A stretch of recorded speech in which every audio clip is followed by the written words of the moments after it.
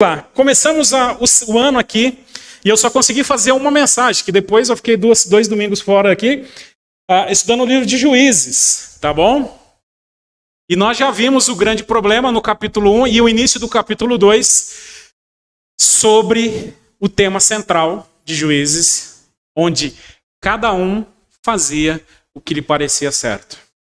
Se você não lembra, essa mensagem está no YouTube, você pode assistir depois ao longo da semana, e você vai ver o problemão quando cada um faz aquilo que parece certo aos seus olhos. E nós já vimos também que isso está em Juízes 17, 6, 21, 25, que está relacionando aqui a um contexto de falta de um rei. E aqui eu até expliquei sobre isso. Que não necessariamente era uma questão de pôr um rei para pôr ordem na casa, até porque depois do período de Juízes entrou o reinado de Israel e Israel continuou por anos caminhando nos mesmos problemas de Juízes. Tá bom?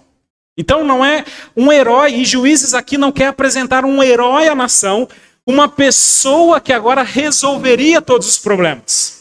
Mas simplesmente a falta de um rei, e o rei que nós precisamos lembrar, que reina o povo de Deus, que reina Israel, é o próprio Deus. Era esse rei que o povo deveria botar a sua confiança, a sua certeza e a sua esperança. Mas olhando para as nações, ela prefere um rei humano. Os irmãos se lembram lá, escolhem Saul, temos aquele problema, e assim por diante. Tá bom? Então, Juízes não é um livro de heróis. A propósito, nós não precisamos de heróis. Nós precisamos de Deus. Apesar do Léo se vestir de Homem-Aranha e a molecada se encantar com o Homem-Aranha, não é isso que vai nos salvar. Vamos olhar agora no capítulo 2, versículos de 6 a 3, um problema ainda que resulta dessa situação onde cada um faz o que parece certo aos seus olhos. Onde que parecia certo. Uma geração que não conhecia o Senhor. Juízes capítulo 2, versículos de 6 a 3, você não vai conseguir ler, eu só coloquei aqui a referência para você saber que eu estou usando a Bíblia, mas você pode acompanhar aí na sua leitura. Vai descrever assim: depois que Josué despediu os israelitas, eles saíram para ocupar a terra, cada um é a sua herança. E o povo prestou culto ao Senhor durante toda a vida de Josué e dos líderes que sobreviveram a Josué e que tinham visto todos os grandes feitos do Senhor em favor de Israel. Josué, filho de Num, servo do Senhor, morreu com a idade de 110 anos. Foi sepultado na terra da sua herança, em Timnat-Heres, nos montes de Efraim, ao norte do monte Gaás. Depois que toda a geração, que aquela geração foi reunida aos seus antepassados, surgiu uma nova geração que não conhecia o Senhor e o que ele havia feito por Israel.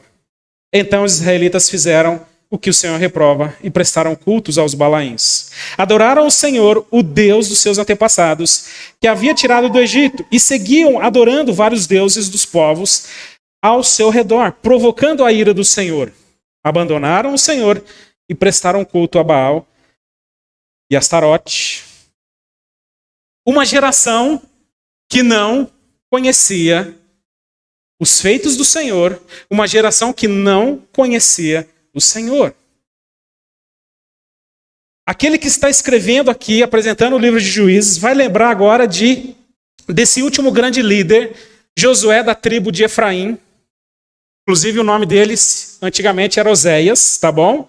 Filho de Num, mas depois Moisés dá o nome para ele de Josué. Isso está descrito lá em Números capítulo 13, versículo 16. Inclusive a sua tribo é descendente de José.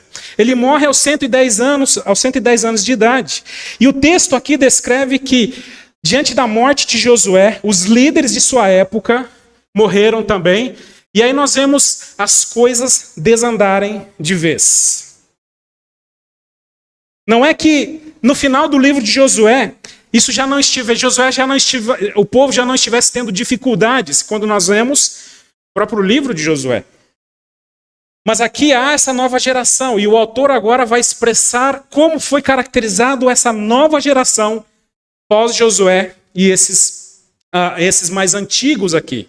O fato agora é que se perde toda a referência de Israel.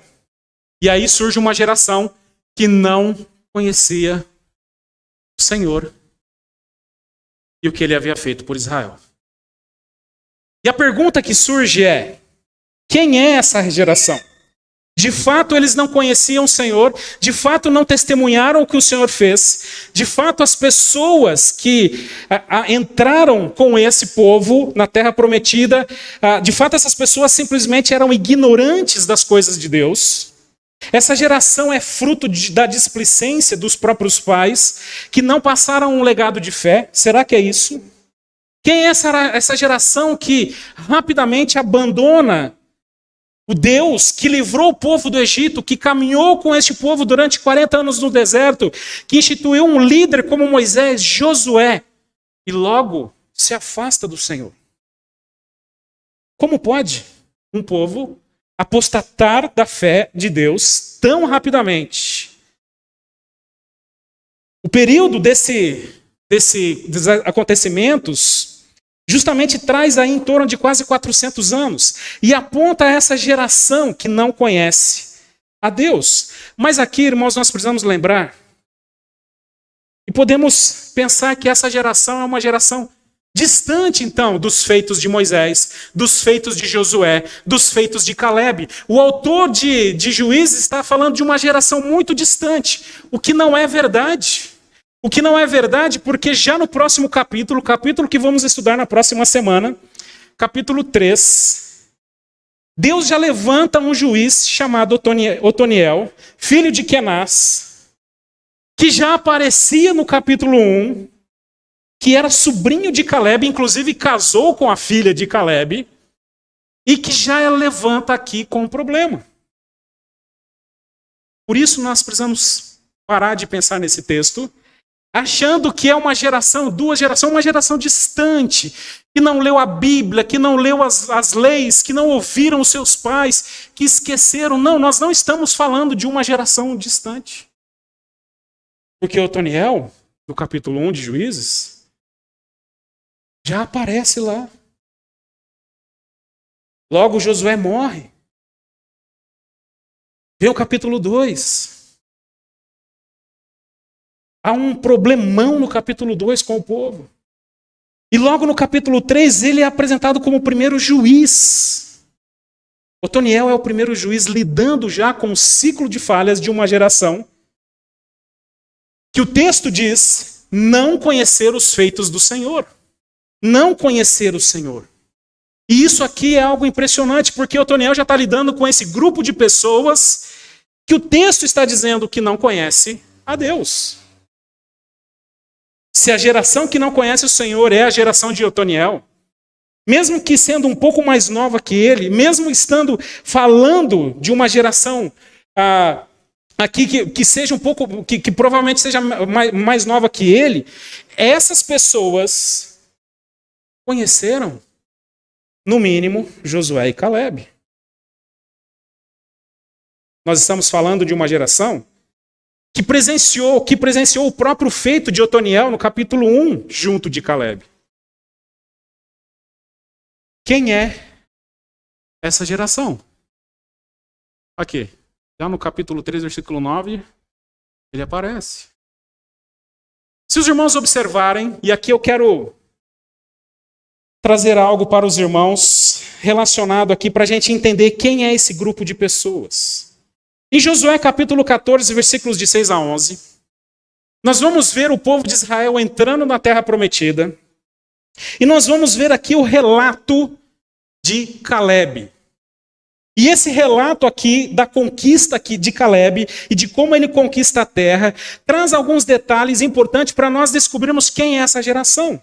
Se os irmãos perceberem, o texto diz assim: os irmãos de Judá vieram a Josué em Gilgal, e Caleb, filho do Quenezeu, Jefoné, ele disse: Você sabe o que o Senhor disse a Moisés, homem de Deus, em Cades Barneia, sobre mim e sobre você. Eu tinha 40 anos quando Moisés, servo do Senhor, enviou-me de Cades Barneia. Lembra que Caleb era um dos espias? Lá em Números 14, um pouquinho antes também, 13. Lembra? Caleb está falando dessa situação. Josué, estamos entrando na Terra Prometida. Você se lembra que alguns anos atrás, o Senhor também me enviou como espia, e você se lembra aquilo que Moisés falou para mim e para você? Eu, porém, fui, e aqui eu vou continuar lendo, né? Eu fui inteiramente fiel ao Senhor, ao meu Deus. Por isso, naquele dia, Moisés me jurou, certamente a terra em que você pisou será uma herança perpétua para vocês e para os seus descendentes, porquanto você foi inteiramente fiel ao Senhor, ao meu Deus. Pois bem, o Senhor manteve-me vivo como prometeu, e foi há 45 anos que ele me disse isso, que ele disse isso a Moisés, quando Israel caminhava pelo deserto. Por isso, aqui estou hoje com 85 anos de idade. É muito interessante, irmãos, porque quando nós olhamos para esse texto, Josué levou cerca de 10 anos para conquistar a terra prometida. Mais ou menos é isso que a história relata, ao entrar na terra prometida. Então, provavelmente, se Josué morreu com 110 anos, ele leva 10 anos para conquistar a terra prometida, passa mais um período de 10 anos ali.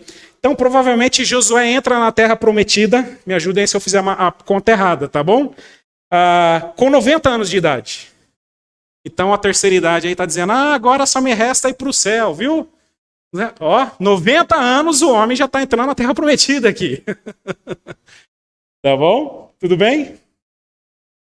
Inclusive o Carlos Oswaldo estima aqui que esse período, no seu livro Foco em Desenvolvimento, da terra prometida, da conquista da terra prometida até a morte de Josué e dos anciãos, tem ocorrido entre 1398 a.C. a 1378 a.C., que vale um período de 20 anos. Caleb sai do Egito. Caleb, ele saiu do Egito junto com esse grupo e saiu por volta dos seus 44 anos. Aos 45 ele recebe a promessa de Números capítulo 14. Sabe qual foi a promessa de Números 14? Lembra? O povo não quis entrar. Deus vem, disciplina o povo e diz que somente os menores de 20 anos entrariam na terra prometida. Só Josué e Caleb entrariam daquela geração que sai do Egito. Ou seja, a diferença de idade de Josué e de Caleb para essa geração é de 25 anos. Caleb vive mais 40 anos no deserto. Aos 85 chega na terra prometida, como nós vemos em Josué 14. Esteve com Josué na conquista que durou 20 anos. E se Juízes, então, 1, que ainda está falando sobre Caleb, os feitos, conhecendo aquilo que ele fez, aquilo que ele viveu no deserto, provavelmente Caleb tenha morrido por volta aí dos seus 105 anos. Com base na idade de Caleb, a geração que entra na Terra Prometida é a geração abaixo dos 20 anos. Números 14, 29. Essa diferença, né, de idade, de 20 anos para baixo, justamente fica aí de encontro de 25 anos de idade. O mais velho da geração dos 20 anos para baixo, de Números 14, que entra com Josué e Caleb na Terra Prometida, teria por volta, então, dos seus 60 anos de idade. 20 anos, mais 40 anos no deserto, 60 anos entrando na Terra Prometida. Tudo bem? Por favor, hein? Se eu fizer a matemática errada aqui, o Jones é bom de matemática. Me ajudem. Os mais velhos da geração dos 20 anos para baixo, de Números 14, é que entra com Josué e Caleb na Terra Prometida. E teria, então, por volta dos seus 60 anos. E se eles vivem mais 20 anos, entre 10 de conquista e mais 10 com Josué, o mais velho dessa geração agora, então, depois de 20 anos de Números 14, 40 anos no deserto, mais 20 anos de conquista, teria morrido com 80 anos de idade. Essa geração foi a que foi levada ao Senhor, como nós lemos o texto. A geração, então, que não conhece o Senhor e seus feitos, já precisa da intervenção de Otoniel no capítulo 3. Essa geração são os nascidos no deserto, após Números 14, que não conhece os feitos de Deus. E essa geração então, tem em torno então, de 20 a 60 anos de idade. Agora, 20 e 60 anos de idade é mais ou menos a nossa idade aqui, certo? Nosso grupo de pessoas aqui. Toda essa geração passou a maior parte da vida aonde? Aonde que eles estiveram? No deserto. Mesmo quando jovem, adolescente, criança, essa geração passou no deserto, eles entraram na terra prometida, provavelmente eles viram falar sobre Jericó, viram o povo atravessando o rio Jordão. Viram? Viram. Provavelmente muitos desses tenham visto Moisés, mesmo no final da sua vida. Muitos desses aqui tenham, mesmo quando jovens, adolescentes, presenciaram o final ali da história de Deuteronômio. Agora, irmãos, esses são os filhos do deserto. Adolescentes, crianças que provavelmente conheceram, alguns devem ter conhecido Moisés. Presenciaram o mínimo os acontecimentos finais de Deuteronômio, presenciaram o início ali da conquista. Tinham aí uma certa lembrança de algumas coisas, de Josué, de Caleb. Mas o texto diz que os filhos do deserto não conheceram o Senhor e o que ele havia feito em Israel. Pastor, então peraí. Que tipo de conhecimento é esse? Porque o texto descreve que eles não conheciam o Senhor, nem o que ele havia feito. Que tipo de conhecimento é esse? Que essa geração, que mesmo presenciando rapidamente coisas que Deus fez, rapidamente se desvirtuam a sua fé, abandonam o Senhor como o texto descreve. Uma geração da nossa idade. Deu para entender? Quem é essa geração? Que tipo de conhecimento é esse? Aí, irmãos, e aqui há o trabalho da exegese. Nós não estamos falando de um conhecimento de experiência, porque experiências eles tiveram. Eles viram. Nós não estamos falando de um conhecimento intelectual, porque eles aprenderam, inclusive as leis, mesmo diante de toda essa apostasia aqui, o tabernáculo ainda residia junto do povo. Havia ainda os levitas, havia ainda pessoas, o culto a Deus estava sendo prestado, mesmo ainda no tabernáculo. Nós não estamos falando de um conhecimento intelectual. Nós não estamos falando de um conhecimento experimental, de vivência, de experiência. A palavra hebraica, yada, essa é a palavra usada. E ela, quando você vai estudar essa palavra, ela tem inúmeros contextos impressionantes. É exaustivo o estudo dessa palavra. Mas um contexto, inclusive que é utilizado como nesse mesmo contexto que nós vamos ver em Juízes, é o contexto de Gênesis capítulo 3, versículo 5, e Gênesis capítulo 3, versículo 22. Os textos dizem assim: Deus sabe que no dia em que dela comer, seus olhos abrirão e vocês serão, e vocês, como Deus, serão conhecedores do bem e do mal. Então disse o Senhor: agora o homem se tornou como um de nós, conhecedor do bem e do mal. Não deve, pois, permitir que ele tome também o fruto da árvore da vida e coma e viva para sempre. É muito interessante, irmãos, porque Neste contexto de Gênesis, e é muito semelhante ao contexto de Juízes, a palavra traz um conhecimento que possibilita a distinção. Distinguir de forma correta aquilo que é bom e aquilo que é mal. E dentro desse contexto de Gênesis que nós vemos aqui, a capacidade de poder agora discernir esse conhecimento divino que era somente de Deus, não fazia parte da natureza ainda do homem quando foi criado. O conhecimento do bem e do mal, agora que o homem traz para si, põe fim à inocência do homem de distinguir entre o bem e o mal. Distinguir entre o bem e o mal, olha só que maravilha, não era uma necessidade humana, porque simplesmente o homem tinha que confiar na palavra de Deus. Deus disse, não coma, está aqui o jardim, desfruta disso. Você não precisa se preocupar com o que é bom ou com o que é ruim. Não tem essa preocupação. Basta apenas confiar no que eu estou dizendo.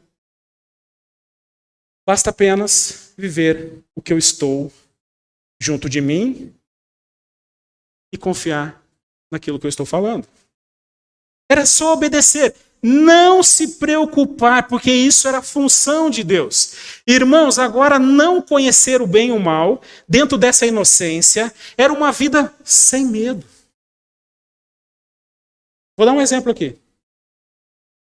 Você vai sair da igreja, talvez vai pegar uma rua escura. Uma rua escura, deserta. O que vem ao seu coração é a sua mente. Será que tem algum bandido ali? Será que alguém vai me roubar? Por quê? Porque agora o mal existe. Porque agora você sabe que o mal pode te atingir. Porque agora você sabe que mesmo não acontecendo, algo de ruim pode acontecer a você. Mas isso era algo que Adão e Eva não tinham. Você imaginou já não se preocupar com isso? Não se preocupar, viver sem medo.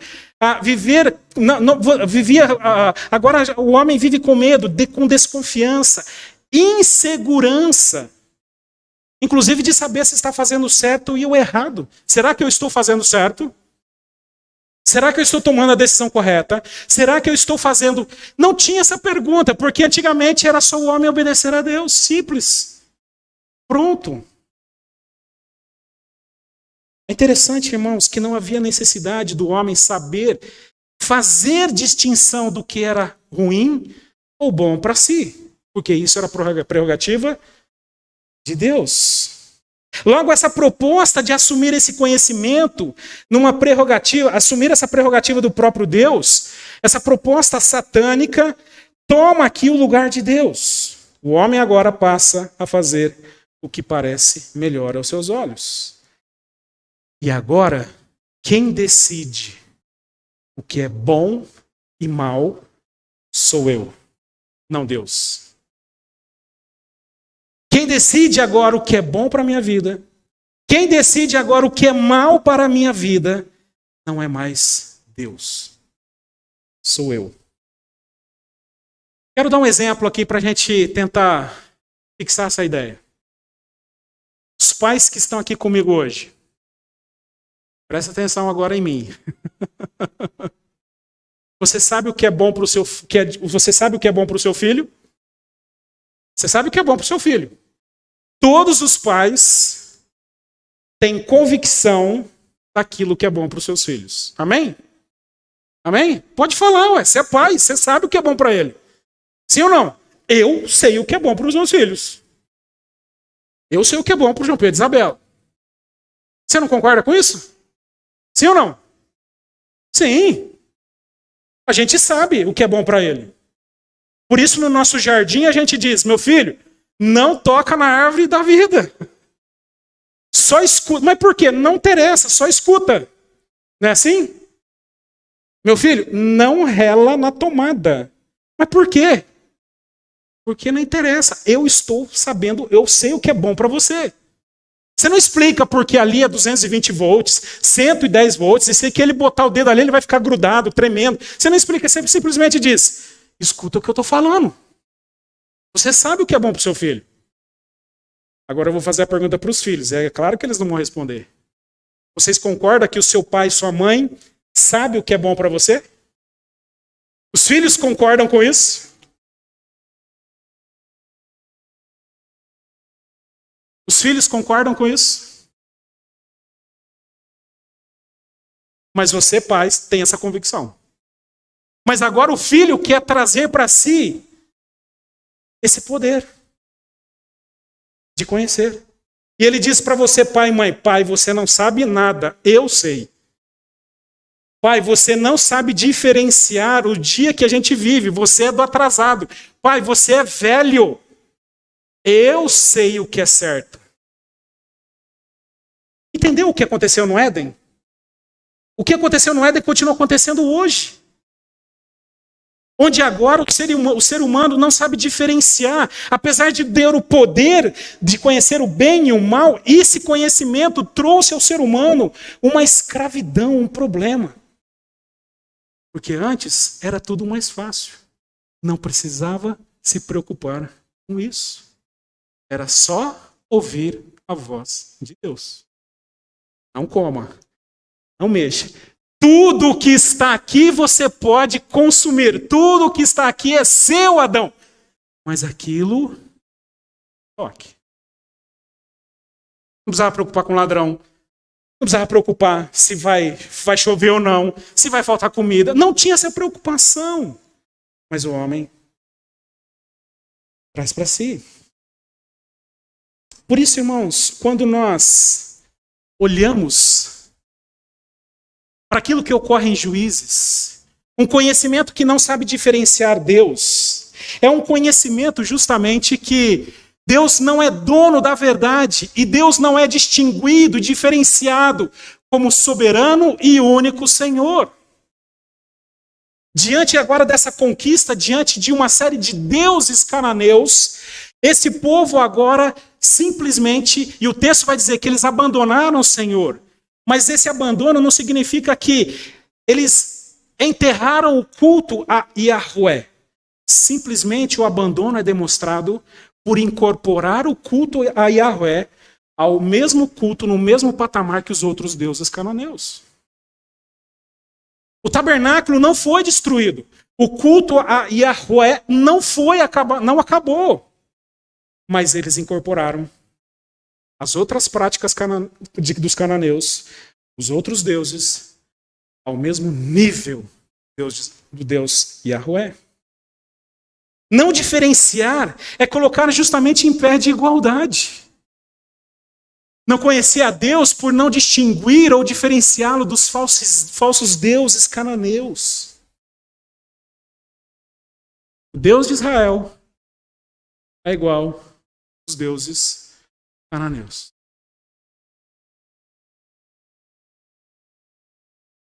É isso que nós vemos. É isso quando o texto descreve que não conhecia o Senhor, uma geração tão nova que presenciou, testemunhou, que tinha à sua disposição a lei de Moisés, mesmo assim, diante desse povo, não sabe distinguir o que é o Deus único e poderoso dos outros deuses. Você sabe distinguir um do outro aqui ou não? Que carro que é o primeiro lá? Que carro que é o primeiro? A Ferrari. Que carro que é o segundo? É a porcaria do Fiat 147. É o pior carro que existiu na face da Terra. Não sei se você teve, tá bom? Desculpa. Mas era uma porcaria esse carro. Era uma droga. Eu estou usando aqui a mesma coisa. Praticamente são os mesmos que a Ferrari, né? Mas Fiat ali são parceiros, né? Mas são dois carros que... E aí você tem pessoas que inclusive vai dizer assim: você prefere uma Ferrari ou um Fiat 147?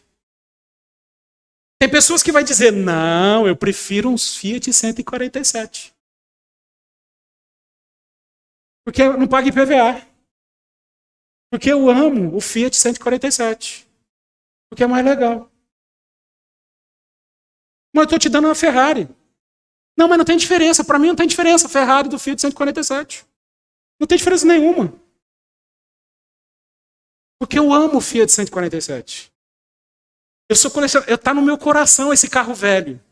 Essa porcaria. Então tá mesmo agora. Mas eu te dou os dois, mesmo assim. Então põe lá então eu quero os dois, então. E aí ele pega a Ferrari e põe um Fiat 147 enferrujado perto da Ferrari. E para ele é tudo igual. É tudo a mesma coisa. O que acontece com a ferrugem? Está dando para entender aqui, irmãos, que isso faz parte, muitas vezes, dentro desse contexto de vida, no que se refere ao próprio Deus. Não conhecer, não distinguir a Deus, do Deus da aliança, dos antepassados, com os novos deuses cananeus, com os deuses cananeus, não fazer distinção, diferença. E não só isso, mas coloca o Deus de Israel, em pé de igualdade com deuses falsos. Texto vai dizer, versículos de 11 a 13. Então os israelitas fizeram o que o Senhor reprova, prestaram culto aos Balaíns, abandonaram o Senhor, o Deus dos seus antepassados, que os havia tirado do Egito, e seguiram e adoraram vários deuses dos povos ao seu redor, provocando a ira do Senhor. Abandonaram o Senhor e prestaram culto a Baal. Então os israelitas fizeram o que o Senhor reprova, prestaram culto aos Balaíns, que é justamente o plural do Deus Baal, que suas versões aparecem na Bíblia. Baal, filho de El, no panteão cananeu, o Deus da tempestade. E ele tinha diversas ramificações. Baal Berite, Baal Peor, Baal Gad, Baal Zebut, Baal Mercate. Onde os Balaíns agora justamente agrupava todas essas ramificações num panteão de Deus. E Deus fazia parte desse panteão agora. Deu para entender? Ele também significa marido, proprietário e senhores. E dá mais destaque ainda à metáfora de um adultério espiritual, que é muito empregado, inclusive, pelos profetas. O culto a esses deuses envolvia sacrifício de animais, sacrifício de crianças. Crianças, bebês eram sacrificados a esses deuses. Templos com prostitutas, onde você, para cultuar a Deus, praticava sexo com prostitutas cultuais. Em nome desses deuses. E o Deus de Israel, para essa geração que não conhecia o Senhor, é equiparado a esses deuses. A dignidade de Deus é afrontada num ambiente onde o homem cria para si deuses e coloca o Deus criador, o único Deus, no mesmo patamar dos deuses que ele cria.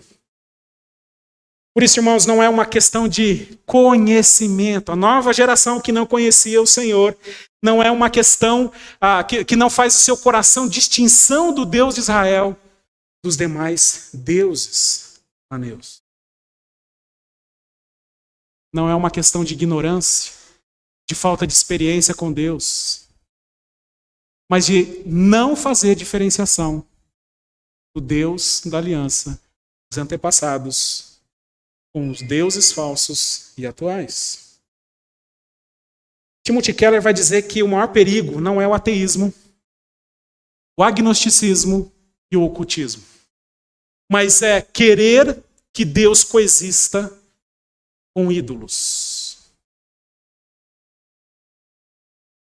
Você pode ser alguém que teme a Deus, está na igreja, que foi batizado, que participou da ceia, mas tem esse Deus em pé de igualdade com outros deuses aí fora. Este é o maior perigo.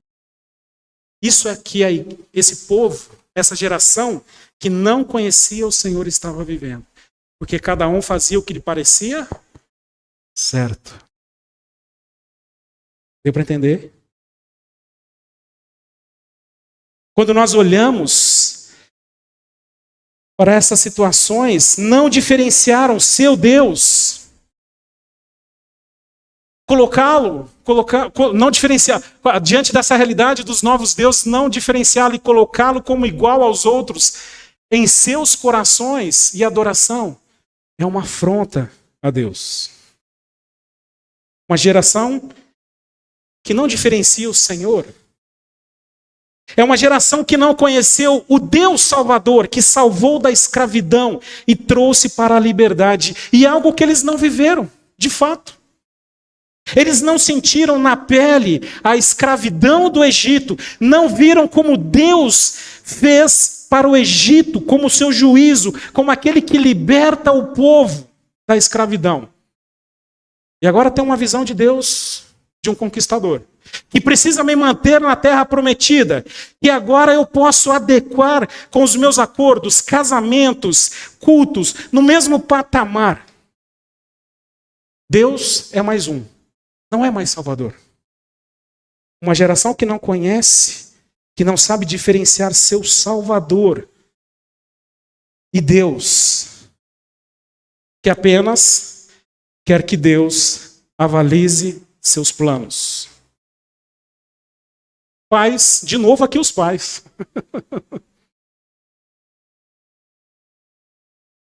Vocês acham que o filho de vocês precisam de um Salvador? Vou repetir a pergunta. Pais, vocês acham que o filho de vocês precisa de um Salvador?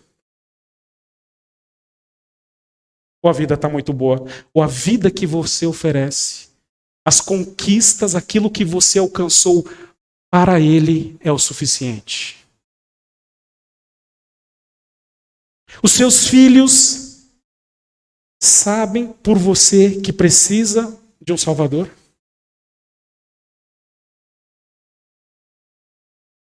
Vou dizer uma coisa aqui para você essa noite. Não se choquem, tá bom? Ou quer dizer, se choquem. Amor de pai e mãe não salva um filho. Só o amor de Cristo Salvador. Vou repetir. Para você que não pegou. Amor de pai e mãe não salva um filho. Só o amor de Cristo, o Salvador. É chocante isso para você?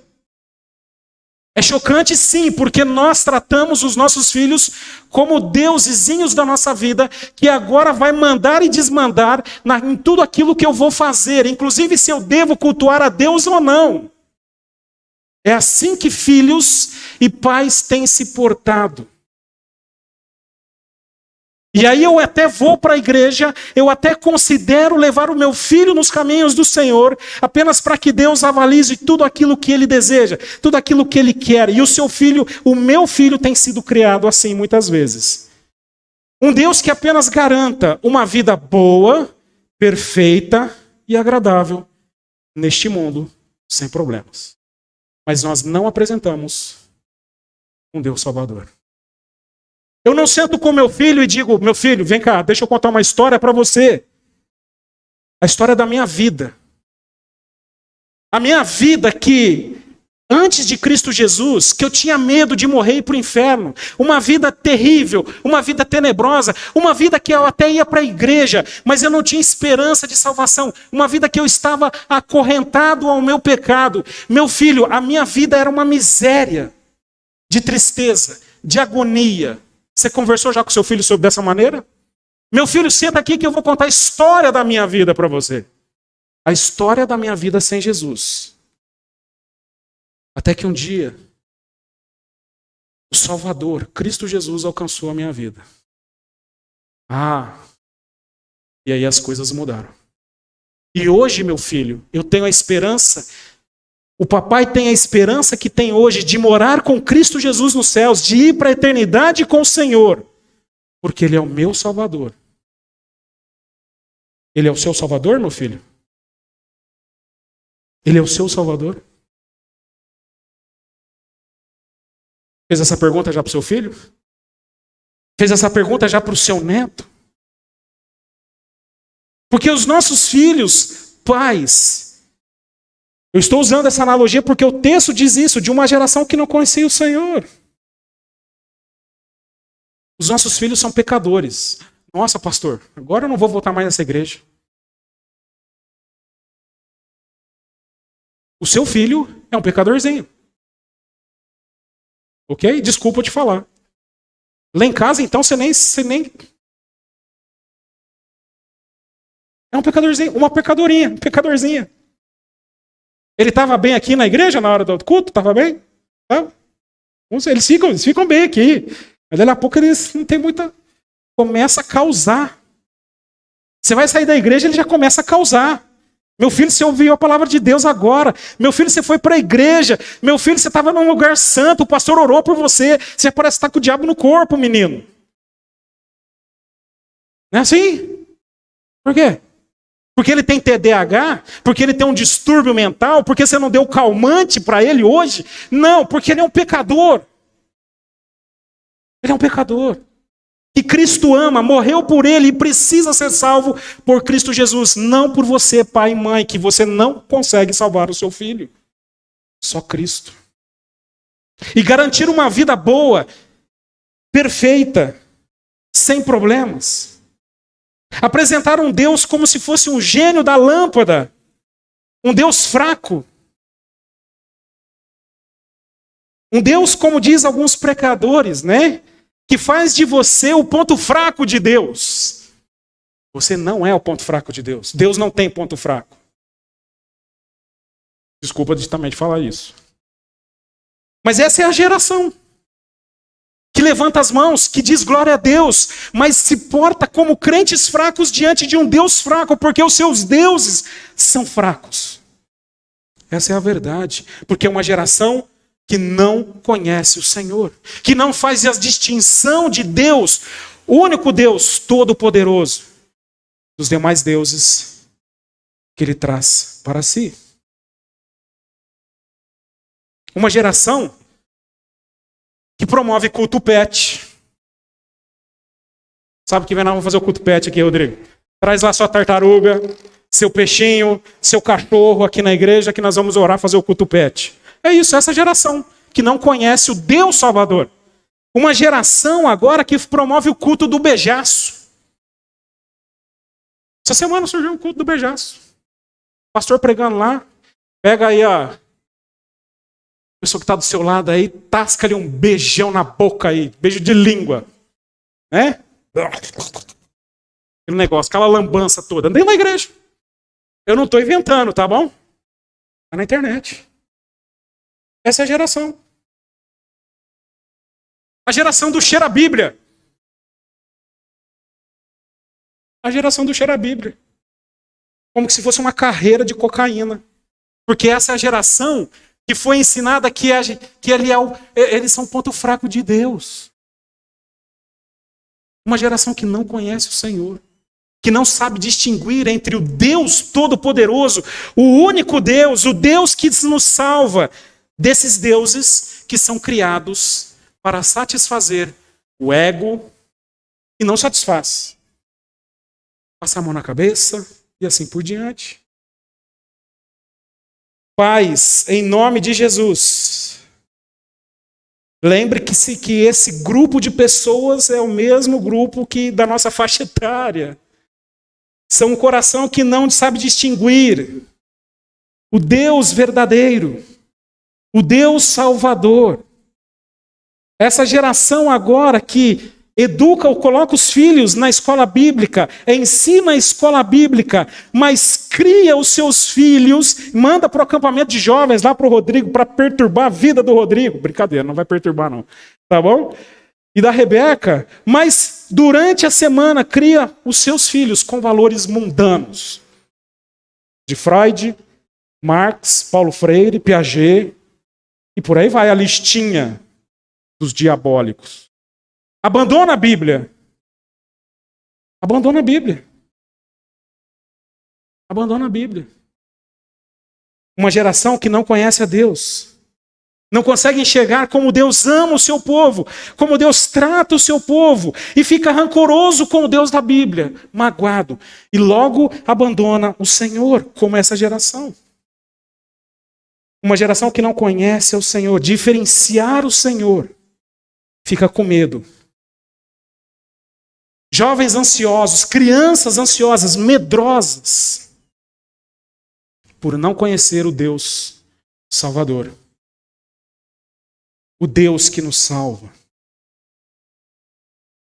Interessante, irmãos, que Jesus é o Salvador pela obra perfeita do Senhor naquela cruz. A satisfação agora foi dada a Deus pelos nossos pecados. E nós não precisamos mais instituir deuses para nós satisfazermos. Irmãos, muitas vezes a gente desanima aí da vida cristã, como alguns costumam dizer,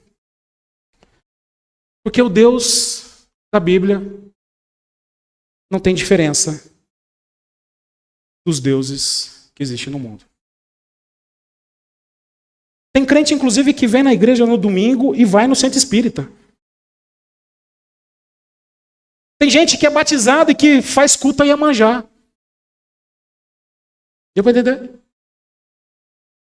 Eu conheço crente assim. Conheço. Porque não sabe distinguir o Deus da Bíblia. Sabe qual é a conclusão disso? O ciclo de falhas, desvio, disciplina e desafogo. Que é o que vai caracterizar o livro de Juízes. Saber quem de fato é Deus. Opa, desculpa aqui, deixa eu... E a gente vai ver nos versículos, no capítulo... eu não coloquei o texto aqui, o último texto. Não, coloquei ali. E eu queria que você lesse, Juízes 2, 14 a 23. Olha o resultado disso, eu só não coloquei o texto aqui, mas... A ira do Senhor se acendeu contra Israel, e ele os entregou nas mãos dos invasores, que o saquearam. É muito interessante isso. É que não dá tempo da gente discorrer, né? Eles acreditam nos deuses dos inimigos e os inimigos os atacam. Interessante isso. Eles os entregou às mãos, entregou os seus inimigos ao seu redor, aos quais já não conseguiam resistir. E sempre que os israelitas saíram para a batalha, a mão do Senhor era contra eles para derrotá-los, conforme havia advertido e jurado a vocês. Grande angústia os dominava. Então o Senhor levantou juízes que os libertaram das mãos daqueles que os atacavam. Mesmo assim, eles não quiseram ouvir os juízes, antes se prostituíram com outros deuses e os abandonaram. Ao contrário dos seus antepassados, logo se desviaram do caminho pelo qual os seus antepassados tinham andado, e o caminho da obediência aos mandamentos do Senhor. Sempre que o Senhor lhes levantava um juiz, ele estava com o juiz e o salvava das mãos dos seus inimigos, enquanto o juiz vivia. Pois o Senhor tinha misericórdia por causa dos gemidos deles, diante daqueles que os oprimia e os afligiam. Mas quando o juiz morria, o povo voltava a caminhos ainda piores do que os caminhos dos seus antepassados, seguindo outros deuses, prestando-lhe culto, adorando-os. Recusavam-se a abandonar suas práticas e seu caminho obstinado. Por isso a ira do Senhor acendeu contra Israel, e ele disse: como este povo violou a aliança que fiz com seus antepassados, e não tem ouvido a minha voz, não expulsarei de diante deles nenhuma das nações que Josué deixou quando morreu. Eu as usarei para pôr Israel à prova e ver se guardará o caminho do Senhor e se andará nele, como fizeram seus antepassados. O Senhor havia permitido que essas nações permanecessem, não as expulsou de imediato e não as entregou nas mãos de Josué. O ciclo de falhas é estabelecido. É assim a vida daquele que não consegue diferenciar o Deus das Escrituras.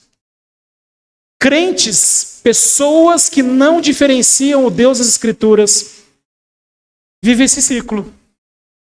Desvia, disciplina. Ai, Senhor, me acode, me ajuda, Senhor, me ajuda. Volta para a igreja correndo, dali a pouco tem um desafogo, mas passa um pouquinho, volta a fazer tudo errado de novo. Não é assim? Começamos mais um ano. Acabou janeiro. Ó, graças. Você viu? Já acabou janeiro? Acabou já janeiro. Temos mais 11 meses pela frente. E aí você traçou metas, objetivos para esse ano. E aí você já vai, nossa, já foi tudo pro ralo. É isso? Estou desanimado já. Irmãos, em nome de Jesus, que você possa nesta noite confiar naquele Deus, no Deus que salva, no Deus que nos salvou. Não em heróis. E nós vamos ver na próxima semana que mesmo Deus, na sua misericórdia, mandando heróis, pessoas para aliviar o sofrimento dessa pessoa, o povo ainda não precisava de um herói, mas de um redentor e de um salvador. Sabe, irmãos, você e eu não precisamos de um herói, mas de um Cristo que salva. De um Cristo que de fato sabemos que é Deus. De alguém que não há outro igual. Cristo é o Senhor. É esse Cristo que você crê? É esse Cristo que você deposita o seu coração? É esse Cristo que você está começando a semana hoje? Não há outro igual. Vamos cantar? Dá para cantar, Érica? Essa música que nós vamos cantar aqui agora, eu quero desafiar você a retomar o seu coração, aquilo que você crê, aquilo que você tem colocado diante do Senhor, declarar as verdades do Senhor. Não há outro igual na sua vida, senão Cristo, o Senhor. E se você tem tido dificuldade de diferenciar esse Deus dos demais deuses por aí, peça perdão ao Deus. Volte o seu caminho ao Senhor, se arrependa do seu pecado e confie nele. Vamos ficar de pé.